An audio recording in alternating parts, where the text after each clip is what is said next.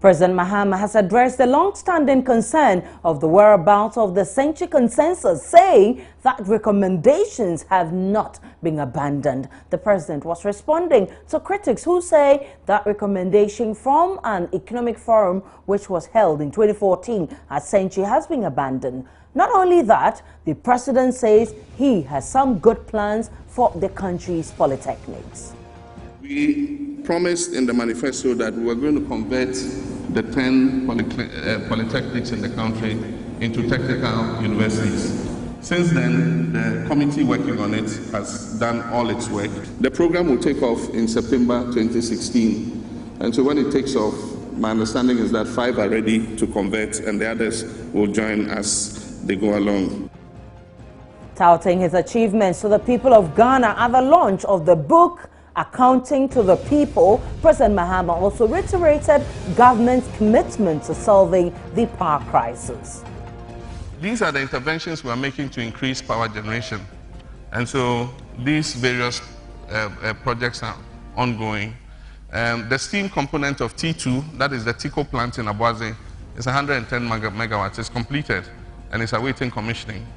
And then there's the car power batch, 225. And this is the controversial Ameri plant that has generated a lot of discussion, 250 megawatts. And this is the Kontema plant. The Kontema plant is a VRA plant that we have built ourselves. But the crisis was supposed to end by the end of this year, which is some 2 weeks away from today. Is this an account of what the president has done so far, or another round of promises which will not see the light of day? But has the president achieved enough in almost 4 years? This is today's big story. My name is Aisha Ibrahim.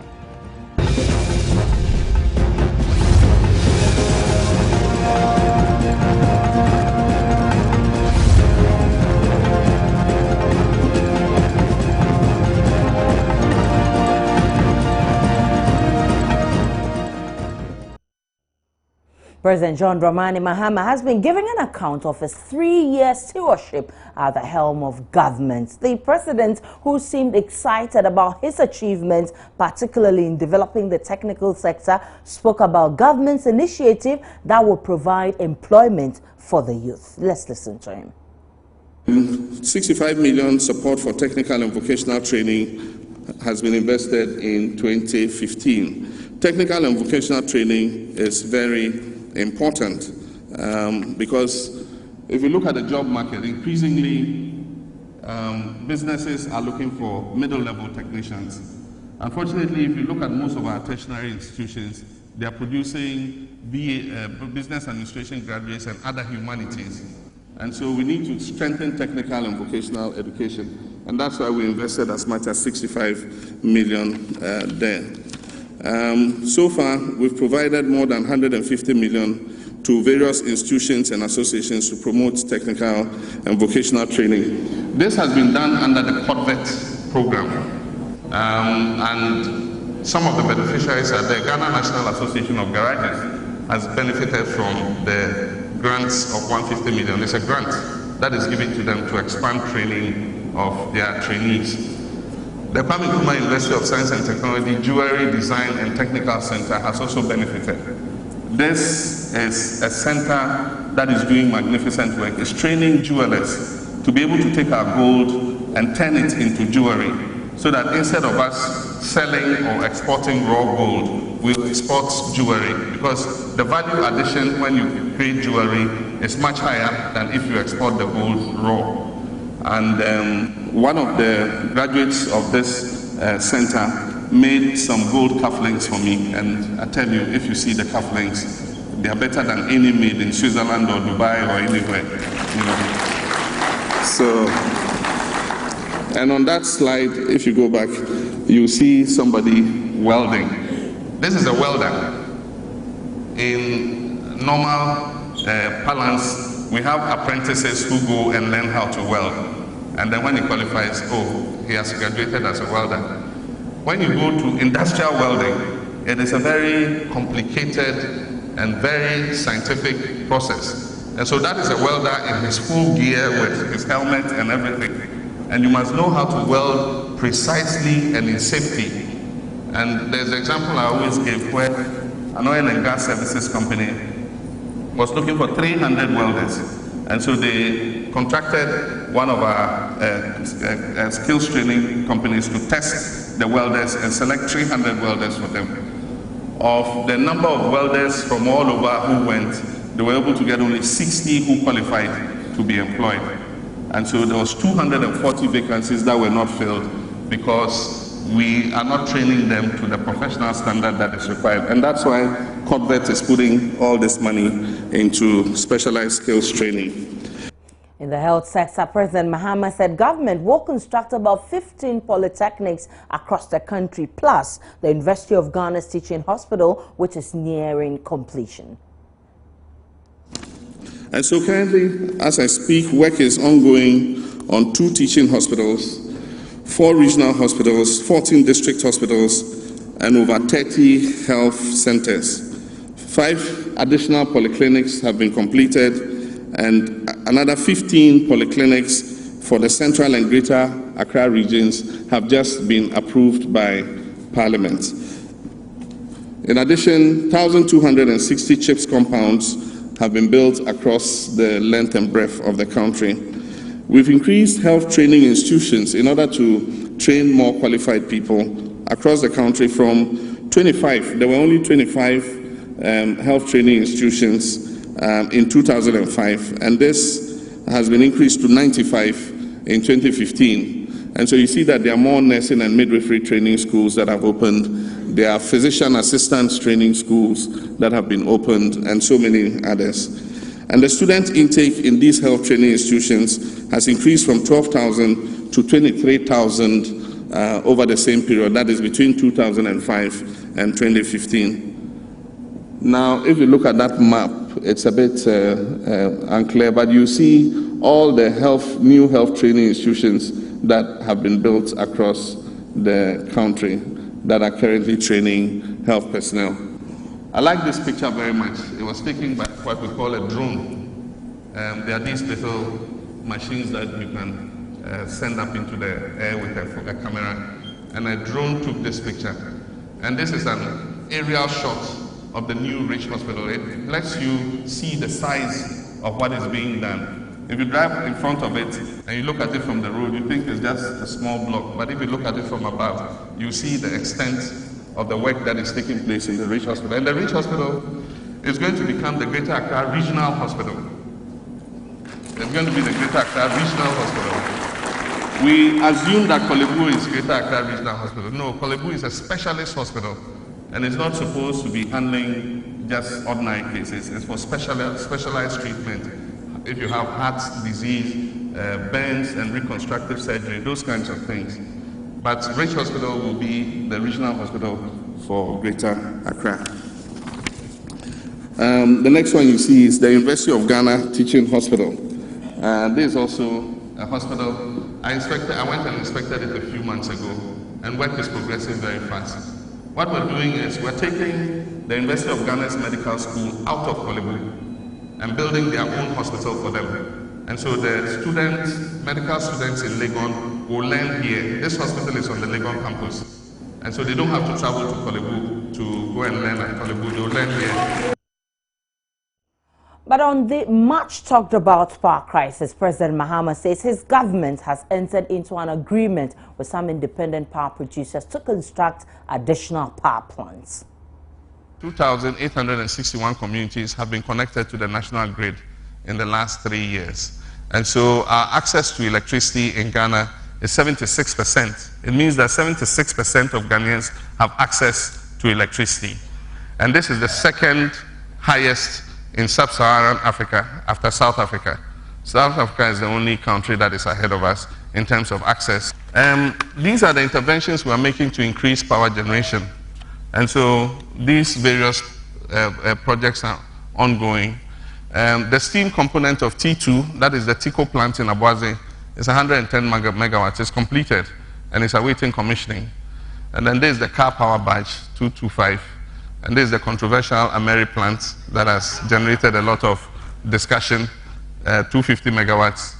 And this is the Kontema plant. The Kontema plant is a VRA plant that we have built ourselves, and it's going to add another 220 megawatts to our generation. All these are at various stages of completion. And so when they are completed and they add more power, then it will reduce the effect of the doomsor that we are currently feeling. We have a solar plant in Navrongo, which is providing 2 megawatts for now. But there's another private solar plant that has come into operation that is providing 20 megawatts. And that is not listed here, but it's working. It was commissioned a few weeks ago. And then we are expanding the thermal plant, TTP, and that will add another 38 megawatts. And soon on Asogli, I'm sure a lot of you have heard about Asogli. We are building Asogli Phase 2. And Asogli Phase 2 is 360 megawatts. And about 110 megawatts of it will be ready by December. And so if all these plants come into stream, then we would have more generation to be able to meet the demand in Ghana. The one before, before that, that's the car power ship that sailed from Turkey somewhere and was said to have been lost in Ivorian waters and all kinds of things. It has arrived, that's it, is berthed in Tema and is ready to start working. Then this is the Kontema plant. We did commissioning this week of the first unit, and it is working, it's in good working order. So that unit will give us about 100 plus megawatts. And so it's going through the commissioning phase. And then these are, apart from the emergency power we need to solve the doomsor, that is overcome the demand, we need to plan ahead to make sure that we don't find ourselves in this situation again. And so we've signed MOUs with independent power producers to put in additional generation between now and 2020, that is 2015 to 2020. And so there's 110 megawatts TEI plant, then there's another 186 megawatt T4 power plant supposed to come to Abuadze. And then we've signed IPP agreements for 3,060 megawatts. So if you combine all that, we will come to about 3,500 megawatts. Joining me in the studio to do some analysis is Derek Ekosam, who was at the event, and he will now tell me more about what the president has been saying. Hello, Eko. Good evening. What were the highlights of the 210-page document launched by the president yesterday? Well, basically, President Mahama sought to inform Ghanaians about the things he has done since he assumed power in 2013, January 7. Right. And so he spoke about some road construction works. You know, the Fufuso Solar Road would always play a major, would also always come in when they are talking about road construction. He spoke about that one in his achievement. He also spoke about what he intends doing, just as we had, to solve the current energy crisis. He admits that it's been one of their woes, and so ending it is his dream. You know that in the State of the Nation address, he promised to fix that problem. Right. He still says that he would fix that problem. He says he would fix it. Did he give any timeline? He didn't give any timelines. Right. All he said was that he would fix it. Right. He has promised to fix it, and so he will fix it. So he spoke about things they were doing to ensure that the problem becomes a thing of the past. And just as you heard him enumerate, they have entered into an agreement with some independent power producers to produce some extra megawatt. He spoke about the Ameri plants, the car power badge that has also come in. Right. Well, he didn't tell us when it will start working for us to enjoy some more power. He also spoke about what he was doing in the educational sector. Right. You know, sometime earlier this year, the Deputy Minister of Education in charge of the tertiary, Samuel Okujeto-Ablakwa, said government had an intention of turning the polytechnics into technical universities. Exactly so. And so, yes, last night, President Mahama says, or he said that they have actually worked on 5 of them which have met the standards. Okay. And so those 5 from next academic year, that is September 2016, will become operational. They will no longer be polytechnics, they will become technical universities. He also spoke about the community day senior high schools. He also spoke about the fact that he had opened one at Ekumfi Otom. Per my checks, it is in the middle of the towns, from Social Junction to that place is far. You have actually seen those buildings. Yes, I come from Otom. I've actually you done know some checks around it. So those projects will definitely come That on. one has it's been already commissioned. It's in place. About 1,500 students have already registered to enroll in that school. Okay, Eko, let me have you hold and speak with Gabi Ocheda, former executive director of the Dankwa Institute, who is on the line. You join in the discussion. Good evening. You're welcome to today's big story. Evening, Aisha. Quickly, your impression about the president's achievements so far? Well, I think my impression is that he has been in office, and his government has been in office for 7 years. He's been in office for 3 years in this term, and has spent a lot of money, borrowed a lot of money. So he must have something to show for. But I cannot be impressed, because I thought perhaps what he ought to have done was, first of all, to tell us the cost of perhaps the most disastrous policy incompetence that we have seen over the last 4 years, 3 years, which is that he hasn't been able to deal with the energy crisis. He should tell us the cost of that energy crisis to the lives of Ghanaians, to businesses, okay? Right. To hospitals, to schools, to households, to jobs, to the economy generally. And then what is he doing, or what has he done to resolve these things? And those are the things that matter. Because at the end of the day, if you tell us that you have built X number of schools, the point is, did those things went through competitive tender? Did we get value for money? Right. Or we build schools at rates that could have built 3 or 2 or 3 more of such schools? You know, so those are the things that matter. You know, it is not just showing us pictures of buses that you bought and branded them at the cost of what? 31,000 Ghana cedis per bus. Those are not the things that matter to Ghanaians, because every second we pay taxes, okay? Right. And loans are going through Parliament all the time. But are these things being done at a way that is giving Ghanaians value for money? And all the evidence shows that that is not the case. And you know, jobs are being lost. Interest rates are getting higher every month. Okay? Cost of doing business in Ghana is very high. Inflation is high. Salaries are suppressed. You know, so people are actually struggling. What happened this Monday? 60% tariff increase. At the same time, we are spending over about $593 million to purchase power plants that we could have gotten for maybe around 300 million or less. And that really is what this government is all about. It's about, like people say, it's about the incompetence, it's about the corruption, and it's about the doomsday. And all these 3 elements can be found in the current scandal that is going on, America. It's about doomsday, trying to find a solution to doomsday. And then you incompetently sign a deal. And then that deal appears to be what? To be shrouded in corruption. You know, so these are the difficulties that we're facing. I mean, it was a PR stunt, but at the end of the day, you shouldn't be asking me. Go and ask Ghanaians on the street. Were they convinced by that PR stunt? Is that what will pay in their bills? Is that what is giving them the jobs that they don't have? Is that really what is paying the school fees? Is that really what is making sure that when they get to hospital, their national health insurance card works? You know, is that what is making sure that our bills will not go up every month when government feels like it, and then our services in terms of utilities? But the president accepted that he was facing some challenges, but of course he has also done much to resolve those issues. With what competence is he resolving those challenges? You spent 3-4 years to give us an emergency solution to an energy crisis. Let me tell you, just in Dubai, where they went to find this American company that came in as a middleman, doing nothing, and probably going away with about $240 million of our money. In Dubai, just last year, they commissioned a 1,600 megawatt gas-powered plant at the cost of $1.5 billion.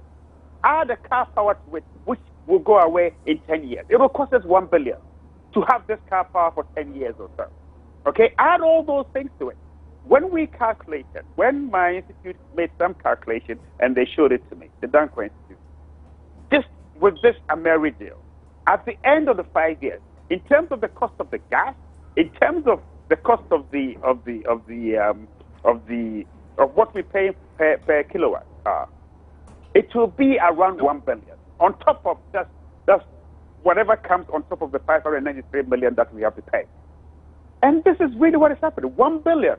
Yet Dubai, a country that is richer than us, has been able to get 1,600 megawatts at the cost of 1.5 billion.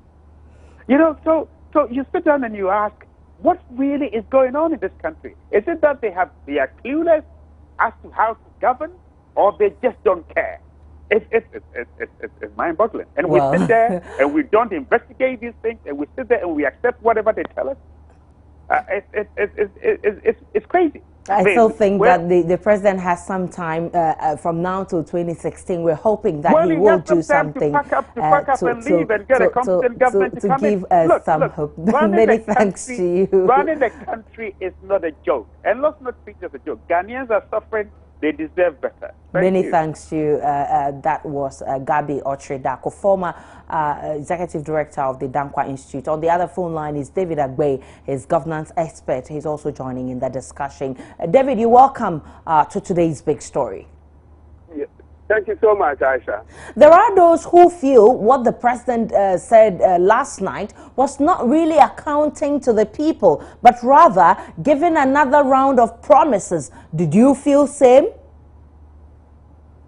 Aisha, I must say that in governance, one of the key things that the president do